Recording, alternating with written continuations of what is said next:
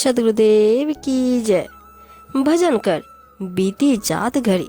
कबीर साहब जी कहते हैं कि तू आत्माराम का ध्यान सुमिरन रूपी भजन कर, क्योंकि समय बहुत तीव्र गति से बीता जा रहा है।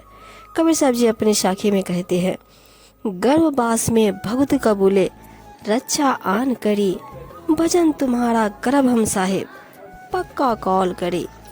वहाँ से आया हवा जब लागी, माया अमल करी, दूध पिए मुस्कात गोद में, किल किल कठिन करी, खात पियत ऐठात गली में, चर्चा वह बिशरी, जवान भये तरुणी संग माते, अब कहूँ कैसे करी, वृद्ध भये तन कांपन लागे, कंचन जात वही, कहे कबीर सुनो भाई साधु, वृथा जन्म गंवाई। कबीर जी कहते हैं, माता के गर्भवास में दुखी जीव भक्ति करना स्वीकारता है। वह वायदा करता है कि हे परमात्मा, जब मैं यहाँ से मुक्त हो जाऊंगा तो तुम्हारा भजन कीर्तन अवश्य करूंगा। तब साहिब परमेश्वर आवश्यकता पूर्ति करते हुए उसकी हर प्रकार की रक्षा करते हैं। वहाँ से आकर जब उसे बाहर के संसार की हवा लगती है तो वह सब कुछ भूल जाता है और माया मोह का नशा करके कुपथ में चलने लगता है।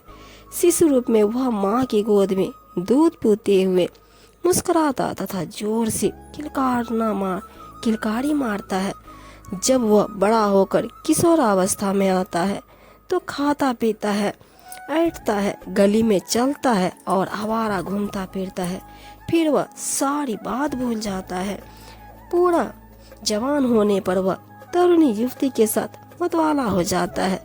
अब बताओ वह अपना जीवन कल्याण कैसे करे, क्योंकि भविष्य में वृद्ध होने पर उसका दुर्बल शरीर कांपने लगता है।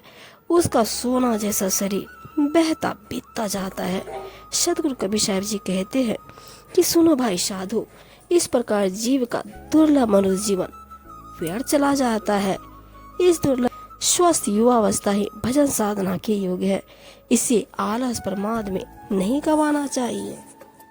सच्चा स्वामी परमात्मा केवल एक है और दूसरा नहीं। दृष्टि से जो दिखाई पड़ता है वह सब माया है।